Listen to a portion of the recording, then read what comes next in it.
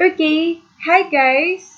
So I am sorry that I was not able to explain to you our last topic. But I'll make sure that for the succeeding lessons that we have, I will try to explain them well to you using a recorded presentation. So I really had a hard time last week, okay? Because we had a lot of requirements, not only you guys. So we had a lot of requirements, and I handled four subjects, including two board exam subjects, which are clinical chemistry 2 and parasitology. And I I really prioritize those subjects, guys. So I am sorry for that. So I am Suzette Calero, your instructor for both PMLS 2 and the histology. So um, I'll try to be patient and to be understanding to all of you this sem. Okay, I'll try and please be patient with me as well. Okay, so for today we will have our second lesson, that is the cell. I know that you had an extensive discussion about the cell already in your anatomy and physiology, but our discussion will not only focus on the different parts of the cell as well as their function, but we will go deeper. Okay, we will go deeper, we will dig deeper about the different processes that occurs in the cell. Okay, so Robert Hooke was the first individual, or is the individual who identified or who used the term cell. Okay, so these are cells. So these are cells. And we proceed with the next slide. So we have here various types of cell. We have the plant cell. This is a trypanosoma, a protozoan parasite, which causes the African sleepiness or the sleeping sickness disease.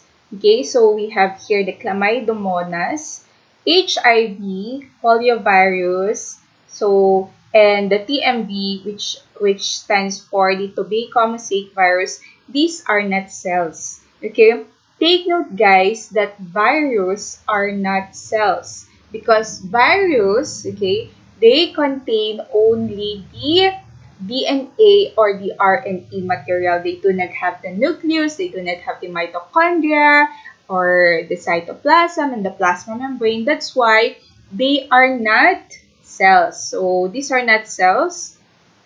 So we have here E. coli. So E. coli, which causes food poisoning, diarrhea, urinary tract infection, and many other infection. So this is a bacteria. So the human red cell, okay, also termed as the erythrocyte or the mature red blood cell. So as you can see here, it has a biconcave disc shape. Okay, it has a biconcave disc shape and it does not have a nucleus. Okay, so the red blood cell or the mature erythrocyte does not have the nucleus because it was extruded. Okay, it was extruded. So what else do we have here? The neuron, which are of course present on the brain. So and a plant cell. Okay, so all of this, they are not visible to the naked eye.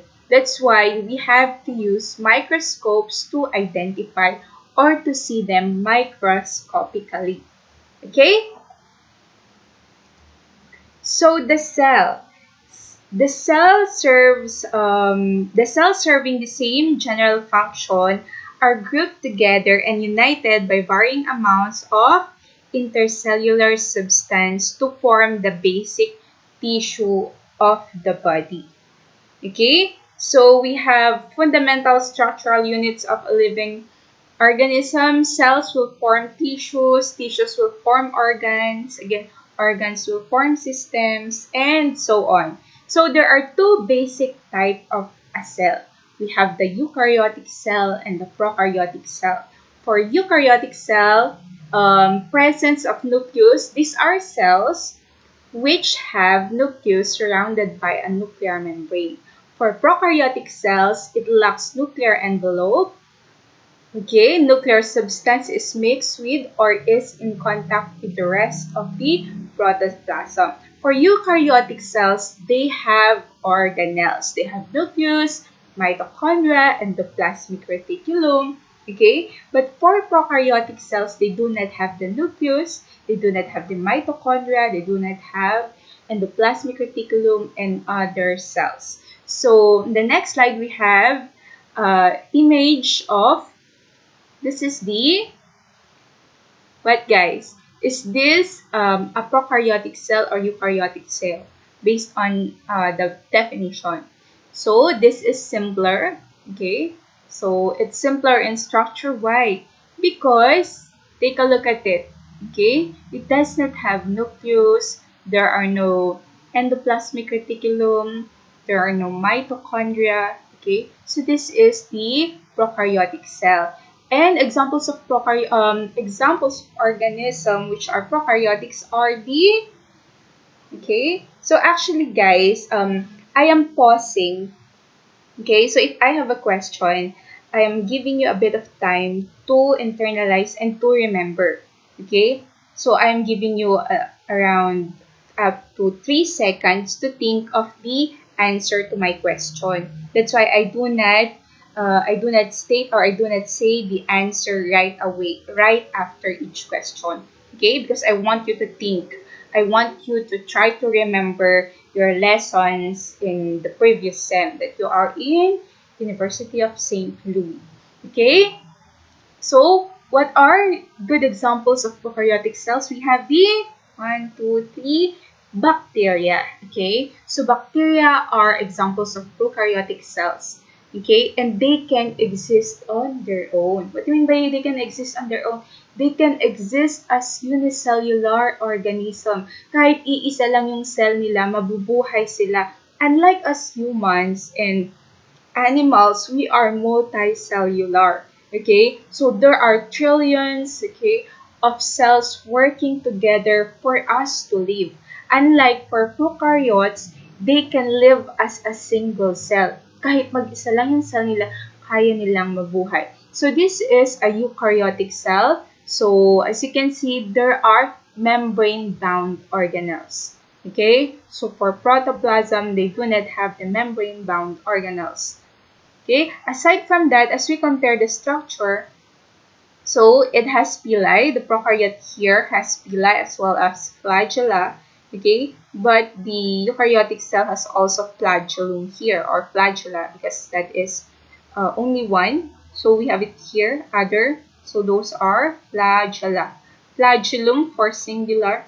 Okay, flagellum for singular and flagella for plural form. Okay, so take note that prokaryotic cell, they have cell wall. Okay, they have cell wall that is wall enclosing the plasma membrane. Okay, unlike for eukaryotic cell, they do not have cell wall. Okay, plasma membrane agad yung outer lining nila. Okay, so I hope that is clear guys. So, intercellular substance. So, that is the material lying between and supporting the cells that are responsible for the firmness of the tissue. So, there are two main types of intercellular substance. The formed and amorphous or the ground substance. Okay, so the protoplasm, okay, the protoplasm, so it has it is a delicate membrane covering the cell. So it is a colorless material comprising the living part of a cell. It includes the cytoplasm, the nucleus, as well as the other organelles. Okay, so the following are its functions. So grasses. Okay, grasses, growth and reproduction. So as the size of cells increase, the surface of diffusion increases too. Okay, so respiration, the process of essential for life whereby food, substance, and oxygen within the cell interact chemically to produce energy. And we have an energy-rich molecule that is termed as the ATP. Okay, so the adenine triphosphate. Okay, so adenine triphosphate, energy-rich molecule that is used by living organisms to power up their cellular processes.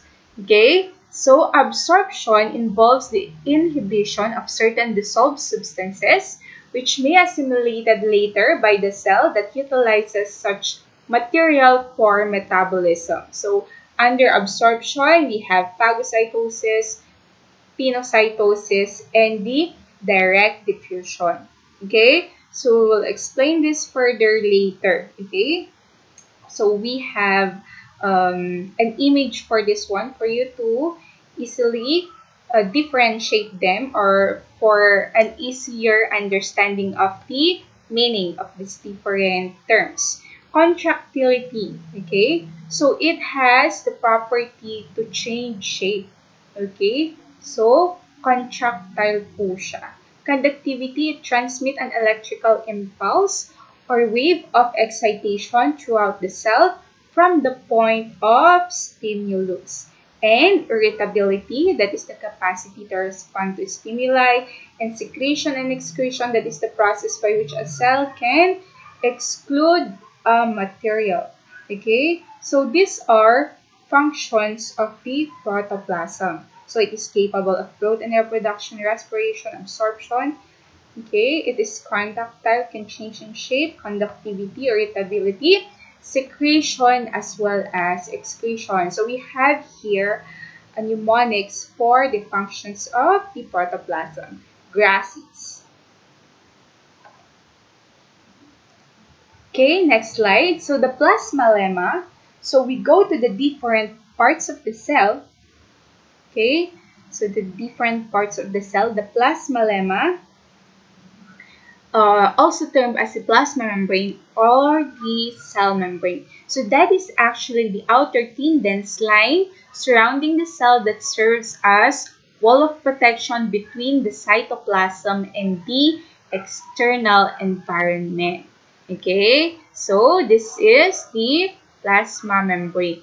So, do prokaryotes have plasma membrane? Yes or no, guys? Yes. Prokaryotic cells have also the plasma membrane, but aside from the plasma membrane, they have an outer covering which is called the cell wall. Okay, functions of the plasma membrane. It regulates the entrance and exit of nutritive and secretory substances. Therefore, okay, so the plasma membrane has a very vital function to the whole cell. Okay, so it acts like a security guard. Okay, so the plasma membrane acts like a security guard that regulates what substances can enter the cell and what substances must not enter within the cell. Okay, and what substances must go out from the cell as well. So, para siyang security guard of the whole cell because it regulates what enters and what exits within the cell. So, it has selective permeability. Okay, so we'll discuss the selective permeability later with the different types of selective permeability. So, it possesses devices for, so the plasma membrane has cell attachment and cell-to-cell communication. That's why they can, so adjacent cells, okay, yung mga magkakatabing cells, they can interact with each other. Okay, they can communicate with each other. Ion pumps for regulation of cellular environment. So if they detect, that's why we have a property, the cell has the property to diffuse its contents, especially if the environment in the outside is not equal to the environment in the inside when it comes to solute concentration. Okay? So there are also receptors for hormones that are located in the plasma membrane. Okay? That is outside the cell, ha? So that is outside the cell. The receptors for hormones, not only for hormones but as well as for other substances kagaya ng low density lipoprotein, okay, which is known as the bad cholesterol. So guys, as we discuss along, we will try to correlate our discussion with the different subjects, like for example the LDL, low density lipoprotein. So that is a topic under clinical chemistry. Okay, so we will already correlate it for you to have, okay, knowledge about the subjects that you will take later on. Okay, so as we have said, we have there the glycoprotein. Okay, so glycoproteins act as receptors for certain bacteria, viruses, or toxins. Okay, so glycoprotein, that is protein with carbohydrate attached to it. Take note, guys, that your glycoprotein, okay, determines your blood type. Okay, so what are the four major blood types of humans? Those are, so isip kayo, blood type A, blood type AB, blood type B, and O. So I hope you already know your blood types, guys. Okay, so aside from that, so we will correlate this one, the blood types, to blood banking, okay, because that is your discussion in the blood banking. So what are the major blood types? The A, AB, and the B and O. Okay, ma'am, how about, why is it that we have a term A negative, B negative, or O negative, A positive? So what does the positive and negative stands for, ma'am? Okay, so ako na lang po ang magtatanong kasi this is not live and I'm so certain na hindi din kayo magtatanong. That's why I will do the job of asking the question and answering it at the same time. Okay? So, ang gagawin nyo na lang, makinig, mag-aral, at intindihin yung mga binibigay kong information. Okay, so the positive and negative that is added to your blood type, to your major blood type, is actually a representation of the D antigen. Okay, so that is the D antigen. AG antigen. Okay, so if you are a person who tested positive for the D antigen, you are termed as positive. Okay, positive for the D antigen. Okay, so if your blood type is blood A, okay, so kunwari blood type A ka, your blood type is A, and you tested positive for the D antigen. So if you tested positive for the D antigen, it means that you have the D antigen. Okay? You have the D antigen. So if you have the D antigen, you are regarded as A positive. But if you tested negative for the D antigen and your blood type is A, okay? Wala kang D antigen, negative ka, you are referred as the blood type A negative. Same with other blood types. So if you are tested as AB, but you have the antigen, that you are AB positive. However, if you do not have the D antigen and your blood type is AB, you are regarded as the AB negative. Okay? So I hope that is clear. Okay, I hope na nakatulong yun. Mas marami na naman kayong nalaman. Okay, so those are the glycoprotein. Again, glycoprotein determines your blood type. Okay, so the glycoprotein has also an important role for cell-to-cell interaction. Okay, cell-to-cell interaction. Okay guys, so as you can see here, so this is actually the plasma membrane. Okay, so the plasma membrane, so it has cholesterol and it has a bilayer. Okay, bilayer, phosphid bilayer. As you can see, we have there the head and the tail. So why is it termed as bilayer? Because of this one. This one is a one phospholipid layer, and this is another phospholipid layer. That's why that is phospholipid bilayer. There are two layers of phospholipid. And as you can see, if you have observed, guys, the head is the one that interacts with the environment. As well as this, the head interacts with the environment, and the tail, okay, they are inside the plasma membrane. Why is it that way? Because, again, the head are they polar or non-polar in nature? Okay, so that is a discussion in organic chemistry. Polar ba yan o non-polar? They are polar. They are water-loving. That's why they can interact with the environment.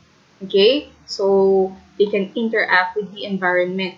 Unlike for the tails, okay, those are non-polar. Okay? They hate the water. They do not want to interact with the water. Okay?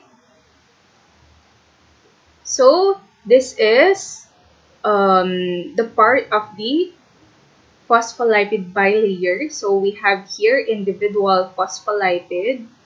So this is a phospholipid, and as you can see, guys, it has a polar head, which is polar because of the presence of what elements make this part polar in nature? The presence of the oxygen, because they are highly electronegative. So this part is non-polar because that is a fatty acid chain, and that is rich in, if that is fatty acid, what element makes up most of it? Okay, so that is carbon. And what we call this one? What functional group is present in this part, in this structure? In fatty acid, what functional group is present? So again, what are the functional groups that you discuss in your organic chemistry? Aldehyde, okay, ketone, alkanes, alkynes. So that is what functional group, guys? Carboxylic acid. Okay, carboxylic acid. Again, the glycoproteins determines the blood type of an individual.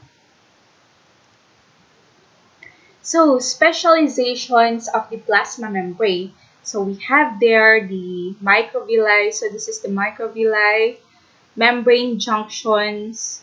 Okay, so there are membrane junctions. We have under membrane junctions the tight junctions. So, these are the tight junction.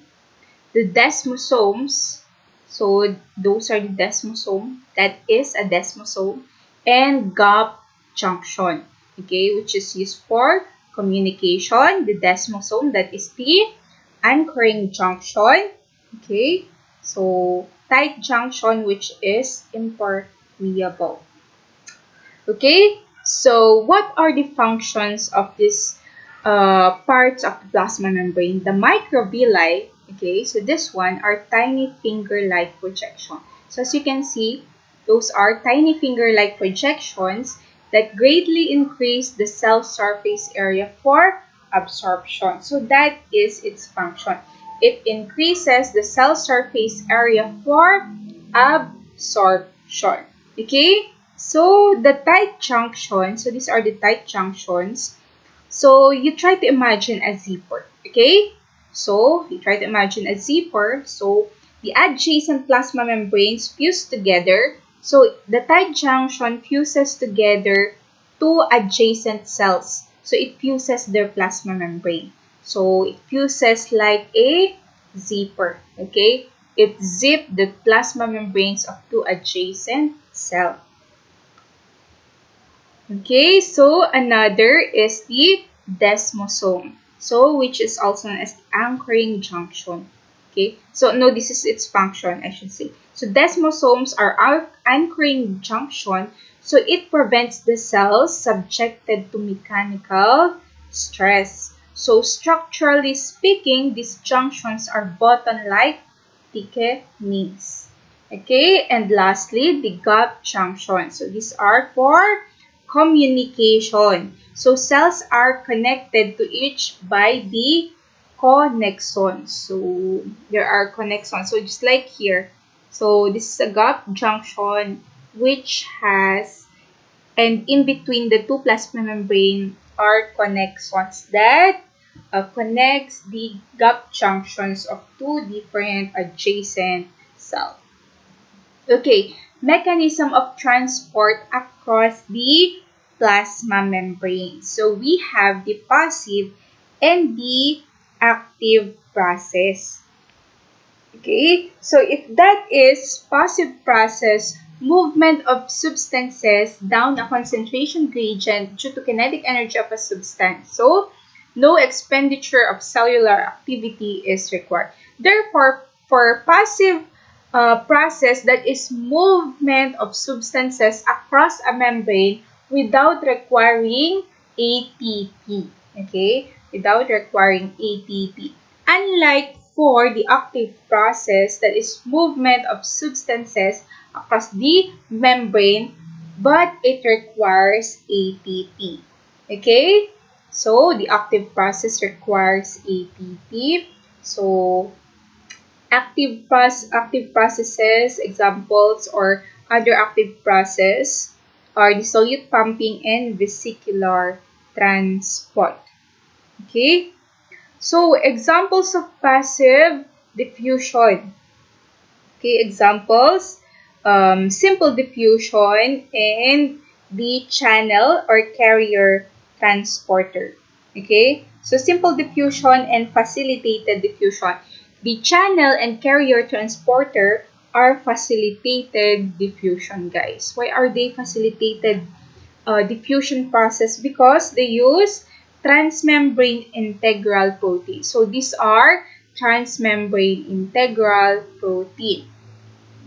Again, what is diffusion? That is movement of substances from higher area of concentration to a lower area of concentration.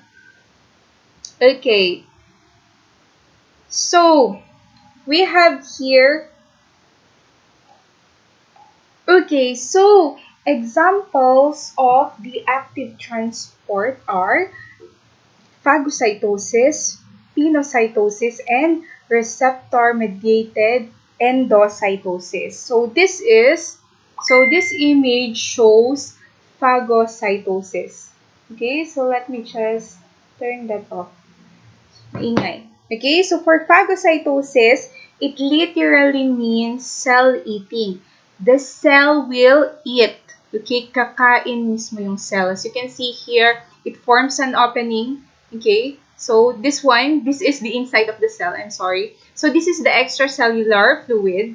Okay, this is the plasma membrane that covers the cell. So this part is the cell. So we have there the cytoplasm. So this is the cell. So as you can see here, guys, it shows that in phagocytosis, the cell will eat. Okay, kakain siya. It will eat particles that are present in the extracellular fluid. So we have it here. Okay, the plasma membrane will adjust in order or so that the cell can phagocytize its intended material. So the membranes of these processes meet. Okay, it will meet and fuse. Okay, enclosing a particular substance or as well as bacteria, okay, in an intracellular vacuole called the phagosome. So in phagocytosis, this is a common process in macrophage. Okay, so they phagocytize bacteria, kakainin nila yung bacteria and they will destroy it. Okay, they will destroy the bacteria. So another example of active transport is the pinocytosis. If phagocytosis is cell eating, pinocytosis means cell drinking. Okay? So cell drinking, it will drink Okay, the plasma membrane through the plasma membrane, it will drink the extracellular fluid which contains particles that are necessary for the cell. So, in pinocytosis, also termed as the fluid phase endocytosis, so it has a mechanism comparable to the phagocytosis. Okay, so same mechanism in that they will get a material from the outside environment. However, there are smaller invaginations of the cell membrane form and entrap guys. Okay, so it entraps extracellular fluid. So these are extracellular fluid and anything it has in solution. So these particles, since they are in the extracellular fluid, they will also be trapped. Okay? So kasama yan sa magiging vesicle. So it then will form a vesicle that will enter the inside of the cell. Okay? So pinocytotic vesicles, so this one it will form pinocytotic vesicles, will pinch off inwardly from the cell surface. Okay, so it will pinch off from the cell surface inwardly. Okay, and lastly, we have here the receptor-mediated endocytosis. Why is it termed as receptor endocytosis? Okay, the pinocytosis, other term for that is fluid phase endocytosis. Okay, because fluid, it will ingest fluid. So, pinocytosis means cell drinking. Phagocytosis means cell eating. In receptor-mediated endocytosis, receptors for many substances like the LDL, or low-density lipoprotein, also known as the bad cholesterol, and protein hormones are integral proteins of the cell membrane. Okay, so receptor-mediated endocytosis include membrane proteins called receptors, which bind specific molecules. Okay? When many such receptors are bound by their ligands, they aggregate in one membrane region, which then invaginates. So this one, it invaginates and pinches off to create vesicle or endosome containing both the receptor and both the ligand. So, take note guys that the plasma membrane has receptors in it. And some of the molecules that are needed by the cell, okay, that must enter in the cell cannot enter through phagocytosis and vesicle. Instead, they need the receptor. So, they go through the process of, so for example, the LDL, so that it can enter the cell, it must go through the process of receptor-mediated endocytosis. Okay? Okay guys, so I forgot to give you examples of substances that goes through the process of passive diffusion. Examples of substances, okay, that enters the cell through passive diffusion are oxygen, carbon dioxide, urea, and chloride, and many others. I just want to give you examples. So we have also different routes of signal molecules. Okay, so these are the different forms of chemical signaling. Okay, so we have autocrine. Okay, this is the juxtacrine. Juxtacrine, so it is spelled this way. Okay, so this one, the signaling across gap junction, that is juxtacrine. Autocrine, juxtacrine, paracrine, and endocrine. So these are the four different forms of chemical signaling. So when a cell wants to send a signal, okay? So for the autocrine, auto means cell, okay? So the signal targets itself. So a cell sends a signal that targets its own self. Okay, so that is for autocrine. In juxtacrine, that is signaling across gap junctions. So a cell targets a cell, okay? So a signal targets or a signal is sent from a cell to a to another cell, okay? To another cell that is nearby or which has a direct interaction. So those two cells, they have direct interaction. So this signaling cell will send a signal to a target cell that is directly connected to it, okay? That is directly in contact with the signaling cell. For the paracrine, okay, so a cell targets a nearby cell. So what's the difference between the juxtacrine and the paracrine? Okay, for the paracrine, guys, take note that these signaling cells send signal to a nearby cell, but it is not directly in contact with the signaling cell. Hindi sila magkadikit. Unlike for the juxtacrine, the signaling cell must be in direct contact with the target cell. Okay, so I hope that is clear. In the endocrine, a signal targets a distant cell through the bloodstream. So the target cell, okay, which will receive the signal is away. Okay, so it has a distant location from the signaling cell. So those are types of hormones. So good examples of endocrine signaling are the hormones. So like for example, the erythropoietin, okay, the erythropoietin is secreted in the kidneys. The erythropoietin is the hormone which is needed to send a message or to increase the rate of red blood cell formation or red blood cell synthesis. So that is the function of the erythropoietin for the synthesis of red blood cell. So the kidneys produces the erythropoietin, but its target is the bone marrow. Okay, so malayo yung target cell niya. So that is for the endocrine. So I will end the first part of our discussion with this slide because the software that I am using only allows me to record up to 35 minutes. Okay, so I'll end it here and hear me out in the part 2 of our discussion.